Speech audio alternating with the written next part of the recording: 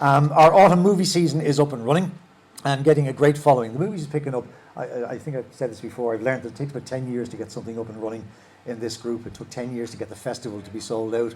It's the same with the movies. So the numbers coming to the movies, they run every fortnight. There's one on this Tuesday and then every fortnight for that.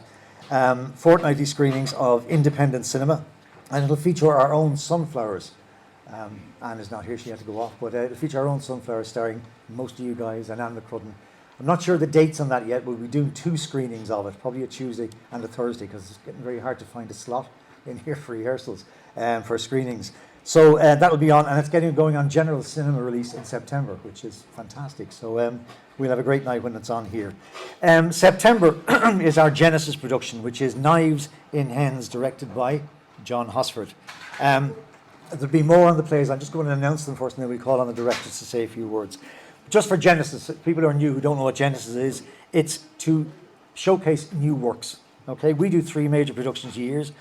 This is to allow us to show sort of artier in style and in genre, and an opportunity for a new director to show off their talents prior to directing mainstream productions.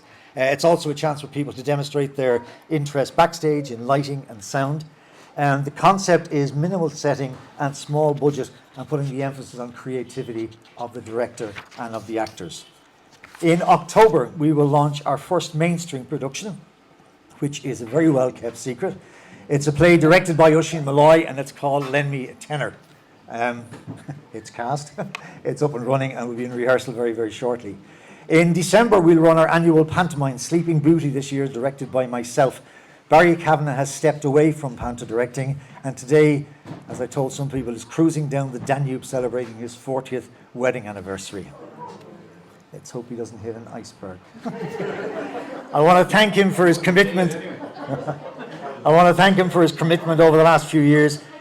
It is a very daunting task now, directing a pantomime, but it is a big event for both groups, Rush Musical Society and Rush Dramatic Society. It's a big money spinner, but it needs an awful lot of effort from everybody. So I will be asking you, when I make a spiel about the panto, is the auditions are next Saturday or next Sunday.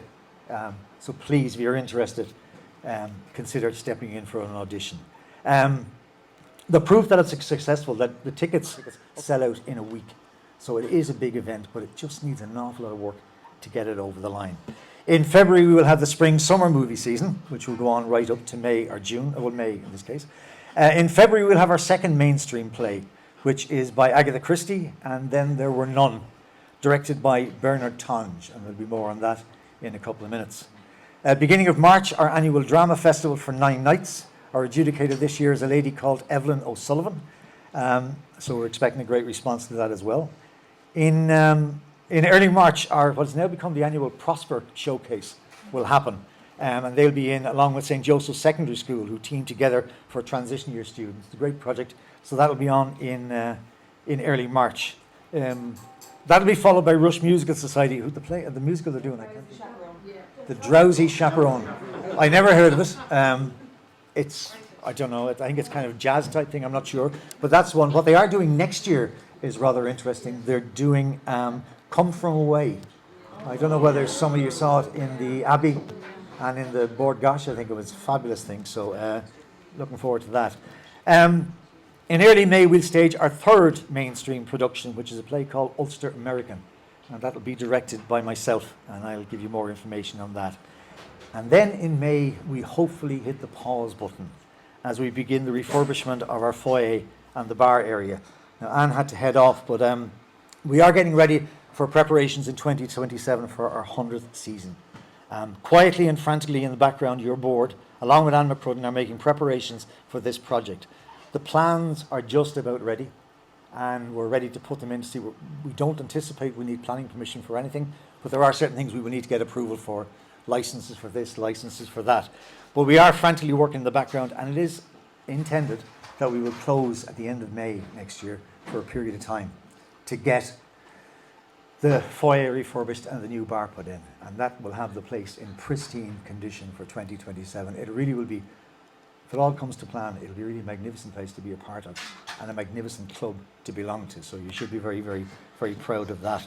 As I say, we will need to get quotations, council requirements. It's hope no planning permission, but there are fire insurance and stuff issues like that.